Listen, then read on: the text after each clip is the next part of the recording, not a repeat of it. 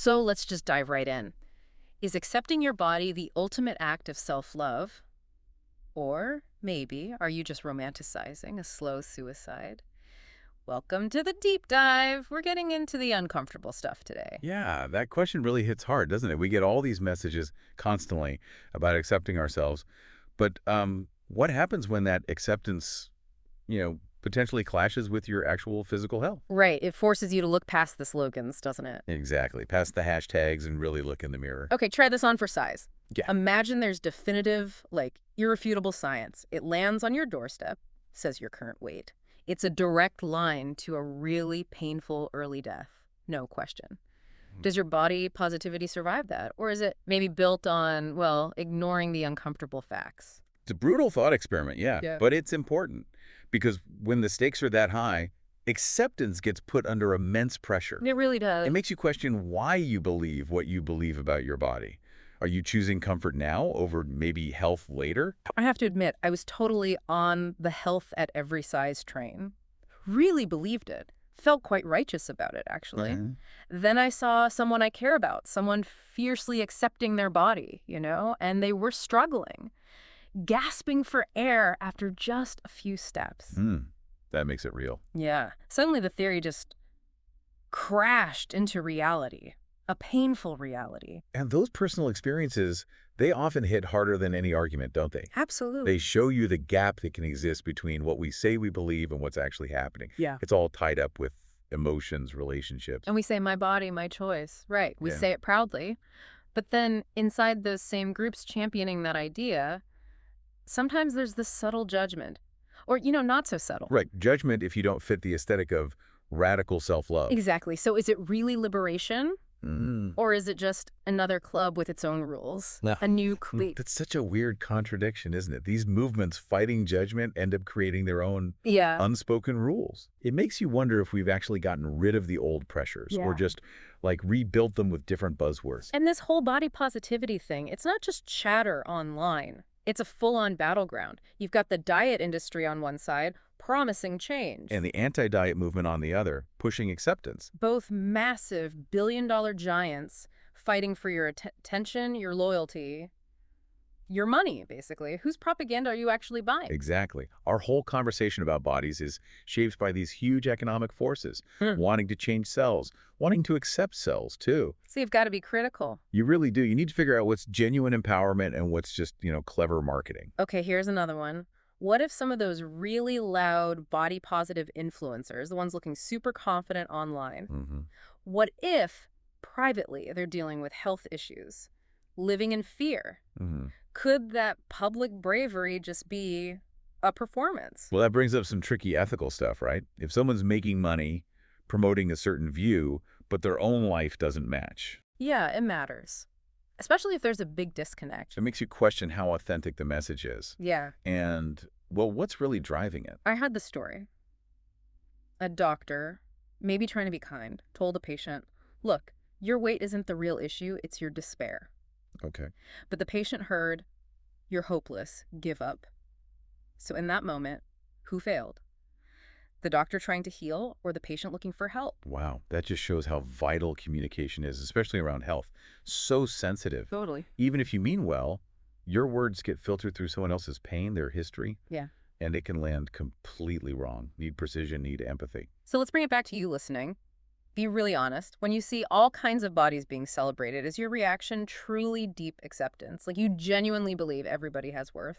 Or is there that little flicker, that hesitation, that fear of being called fatphobic if you voice even the slightest concern? Right, that fear. It's powerful, that social pressure. You can shut down honest talk about health, can it? Definitely. Makes you really look at why you take the stance you do. Mm-hmm. We're told, love your body.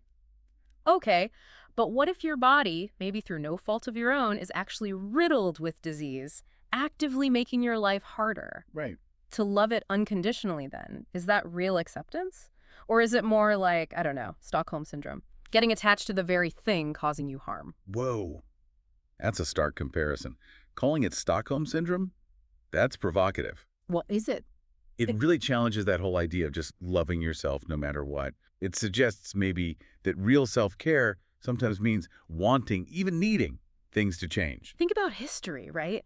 Corsets, crushing organs, foot binding. People accepted those things, even celebrated them. Yeah, hard to imagine now. Looking back, we see the damage so clearly. So could our current acceptance of certain things be overlooking real suffering too, just, wrapped up differently? History is a good teacher there. What's normal or desirable in one time period often looks totally harmful later on. Exactly. It keeps you critical about today's trends, doesn't it? Makes you think about the long run. Mm-hmm. Okay, just take a breath. Right now. When was the last time you were really, truly honest with yourself about your body, its good points, its bad points, its aches, without the social media filter, without performing self-love for likes? That pause. It's so important. We're so connected all the time. True, quiet introspection, away from all the noise and the need for validation. It's rare, Mm-hmm. but so necessary for self-awareness. You might be all about intuitive eating. Sounds great, right? Liberating. It does sound good on the surface. But what if your intuition isn't really yours? What if it's been hijacked by old trauma? Or just boredom? Or maybe a raging sugar addiction pretending to be inner wisdom? Well, the whole idea of intuitive eating depends on having this clear, clean connection to your body's signals. Right. But those signals can get messed up by so many things, emotional stuff, physical stuff. Figuring out what's really intuition versus just habit or addiction, that's way harder than it sounds. Okay, picture this choice. You loudly declare all bodies are beautiful while knowing your own body is struggling, maybe your systems are strained. Or you quietly decide to focus on your health, work towards well-being, but risk being called a sellout by the very movement you believed in. Which one takes more guts? That's a tough one. Puts your public identity right up against your private health needs. Yeah. It makes you face the personal cost of belonging to a movement, especially if its ideas start to clash with what you actually need. Just scroll through any online argument about weight. You see people throwing around facts from studies they probably just read the headline of. Mm-hmm. Happens all the time. And then others are just pouring out raw pain, real stories of struggle, frustration.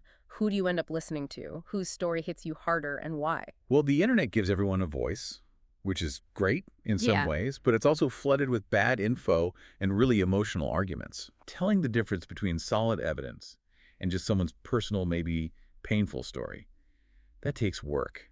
You got to seek out reliable sources. Okay, rapid fire. As a parent, wanting your kid to avoid the health risks of obesity, is that love or fat phobia? Is it acceptance to ignore health warnings just to avoid making someone uncomfortable? Ooh, these are loaded. Can you celebrate a body's worth and still want or need it to change for survival, for a better life? Yeah, these questions just rip open all the contradictions, don't they? All the tension. They really do. They force you to wrestle with the messy reality of wanting health and happiness for people you love while also trying to respect ideas about body acceptance. Look, I'm a huge believer in bodily autonomy. Everyone gets to decide for their own body, period. Fundamentally, yes. B-U-T. I also see this weird trend where self-destructive stuff gets relabeled as liberation. It's like slow self-harm dressed up in empowerment language. Where's the line between autonomy and just self-sabotage? That's where it gets really complicated ethically, doesn't it? Autonomy is key, but what about when choices lead to serious, maybe permanent harm? Right. It makes you think about the limits of freedom, about informed consent, especially when emotions or, frankly, bad information might be clouding judgment. A friend told me once, she said, I'm not scared of dying from being fat. I'm scared of living a small life because of it. And then dying anyway, having missed out. Wow, that's incredibly raw. In that honesty, where's the line between accepting yourself and just quietly giving up on a bigger life? That really captures a deep fear, doesn't it? Not just death, but a life that feels restricted, limited by the body. Exactly. It shows how much our relationship with our bodies shapes not just our health, but how we engage with the world, what we feel is possible for us. And then there's this toxic thing online. You show genuine concern for someone's health, and bam, you're concern trolling, just being mean in disguise. Yeah, that accusation gets thrown around a lot. And yet, sometimes it is true. Sometimes it is just judgment pretending to be worry. How do we even figure out what's real?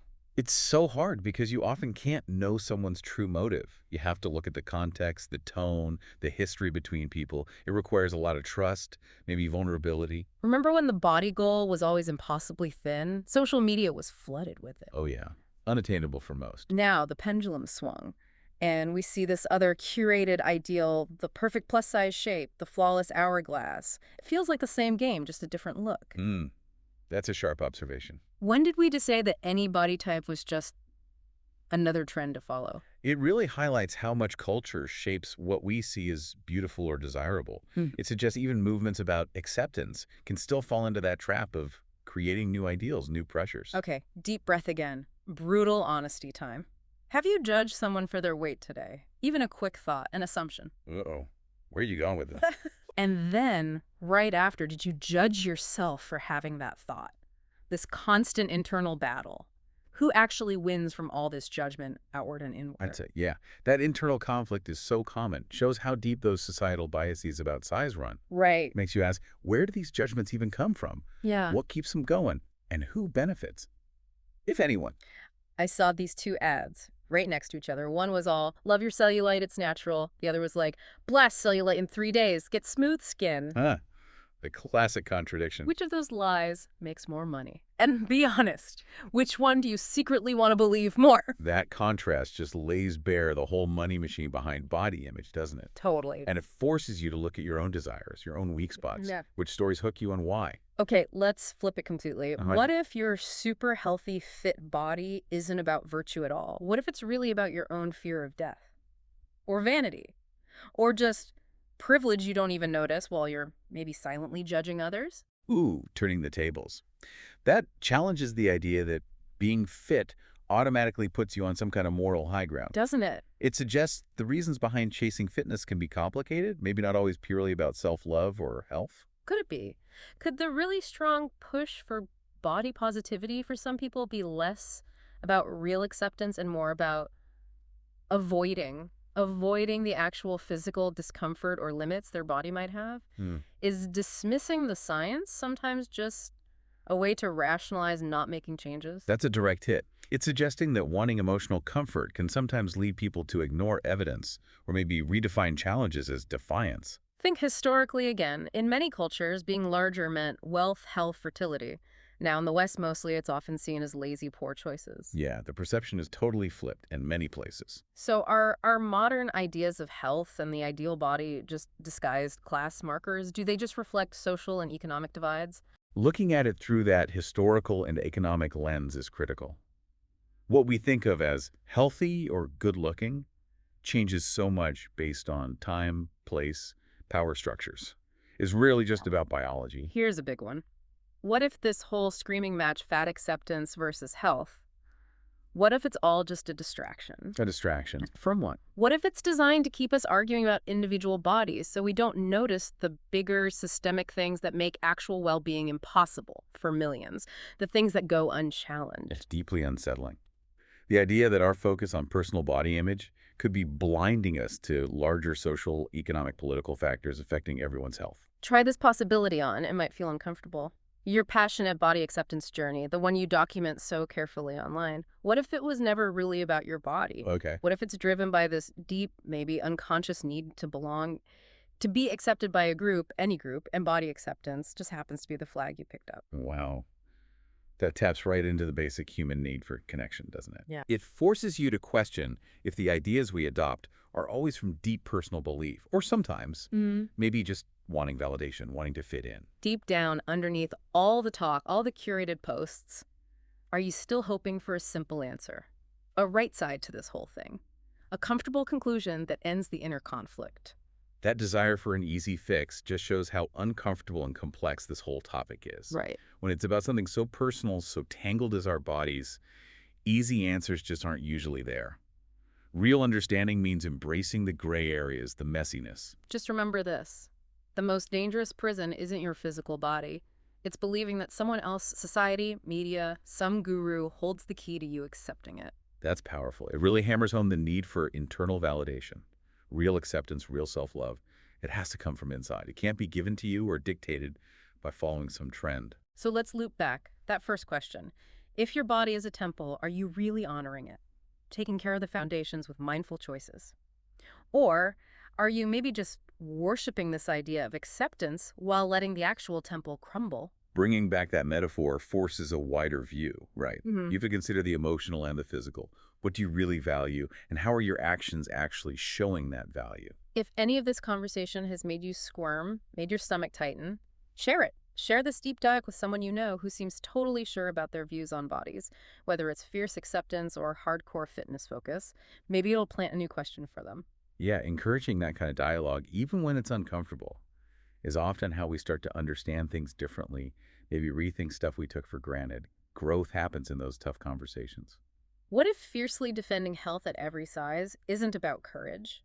What if it's really a shield, protecting you from feeling vulnerable, from admitting that your body, like anybody, could fail, could let you down? Hmm, that digs into our psychological defenses, doesn't it? Yeah. Facing our own mortality, our body's limits. It's scary. So we might unconsciously grab onto beliefs that make us feel safer, even if they don't fully serve us. Okay, big picture, which is riskier? Chasing a perfect body you might never reach, or ditching basic health habits just because acceptance feels easier or more comfortable right now? That puts two potential dangers side by side, doesn't it? The trap of unrealistic ideals versus the real risks of neglecting fundamental health. It's a tough balancing act. No simple formula. We filter our online lives so carefully, right? Show the best angles, the perfect moments. Do we do the same with our bodies? Filter out the inconvenient truths of the blood pressure numbers, the cholesterol, those nagging aches we ignore. That's a very modern, a very relatable analogy, highlighting how we perform health or acceptance online, maybe while ignoring the actual reality happening inside us. Imagine your doctor shows you an image. It's undeniable. Your arteries, clogged, struggling, life's pathways constricted. In that gut punch moment, does the comforting idea of fat positivity still feel good? Or does it suddenly feel hollow? Maybe even cruel? That image, Yeah. yeah, it makes it very real, very immediate. Forces you to confront the potential physical results of your choices, moving beyond abstract ideas. Quick mental check. What health advice do you regularly ignore? Stuff your doctor mentioned, little whispers from your own body. Now, honestly, is ignoring it profound self-acceptance or is it just avoidance? Dodging changes that feel hard? That's a call for some serious self-reflection, making that distinction between real self-compassion and, well, maybe just avoiding what needs to be done for your long-term health. Maybe you identify so strongly as body positive that you'd rather feel unwell, risk serious issues, than even think about changing your diet or lifestyle might make you feel better. More energy, more life, if that's the case. Hmm. Whose needs is that bravery really serving? That's a sharp question. It challenges the core motivation behind sticking rigidly to an ideology, especially if that ideology might be harming your own well-being. Mhm. Makes you ask if there's some self-deception going on. I heard a trainer say once, kind of quietly, half my clients paying for fitness, they're really paying for therapy they can sweat out. Interesting perspective. So what are you really buying with that gym membership? Those anti-diet books, that carefully crafted image of self-acceptance. What's the deeper thing you're trying to satisfy? That really peels back the layers, doesn't it? Suggests that our relationship with fitness, wellness, acceptance, it's often tangled up with deeper emotional needs we might not even be fully aware of. What's the ethical impact of saying all foods fit, no restrictions, in a world where food companies literally engineer products to be addictive, to hijack our brains? Is that real freedom or just surrendering to manipulation? That's a tough ethical knot to untangle. Oh, Pitting the idea of food freedom against the reality of, well, food science designed to make us consume more? Where does choice actually begin and end? you might question your doctor. Right. Skeptically analyze their advice? Good. But then, you might just soak up lifestyle tips from some influencer online whose qualifications are shaky, whose science is maybe non-existent. Why the difference in scrutiny? Hmm. That points out a potential inconsistency in how we evaluate information. Mhm. We might challenge traditional authority, but be less critical of online sources, especially if they tell us what we want to hear. Here's a thought, maybe a rebellious one. Wanting to change your body, wanting better health, more vitality, it doesn't have to mean you hate yourself now. Maybe it's actually an act of love for your future self, an investment. I like that reframe. It takes the motivation away from negativity, I hate this, Mm. and puts it towards something positive, future-focused. Caring for the self you want to become. Just pause and think. Who really defines healthy for you? Your doctor, Instagram, your parents' old comments, some wellness app promising miracles? Whose voice has the most power over that deeply personal definition? That's such a critical question, forcing us to examine all those influences, external, internal, that shape how we think about health. Yeah. Whose definition have we just accepted without questioning if it actually fits us? I'll be honest, my perspective shifted. I used to see fat acceptance purely as rebellion against unfair standards, important rebellion. But I've also seen how for some it can become, well, a comfortable way to stay numb inside the discomfort. a way to avoid taking steps towards health that feel hard. That's a really nuanced view. Acknowledging that something intended as liberating can sometimes, maybe unintentionally, become a barrier to addressing other health issues. You know, a thinker like Foucault might say society controls us by defining normal and deviant bodies. So is fat acceptance truly breaking free from that control? Or could it, maybe, become a new kind of cage? Just perhaps with slightly different bars. Bringing in that philosophical angle really makes you think, doesn't it? Questioning whether even movements against norms might end up creating their own forms of social pressure or limitation. Maybe there's a truth about your body, your choices, that you've buried it so deep under layers of it's fine, I accept myself, that you can't hear its muffled cries anymore. You mistake the silence for peace. That hits on denial, doesn't it? How we can sometimes suppress our own inner knowing, our body's signals, because facing them feels too difficult. Mistaking numbness for contentment. Have you ever eaten not from hunger, not because your body needed fuel, but because of that hollow feeling inside? That ache, that no food, no amount of self-love affirmations can actually fill. Mm-hmm. That really speaks to the emotional side of eating, using food, or even body image. Struggles to cope with deeper feelings, deeper needs that aren't being met. Look, at the end of the day, there's no single right way to live in a body.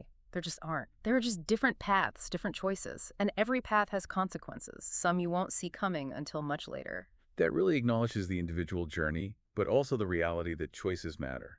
Intentions are one thing, outcomes are another, and they aren't always obvious up front. Maybe you're not the hero in your body story, or the villain. Maybe you're just the narrator, constantly editing the script, changing plot points, trying desperately to avoid writing the ending you fear.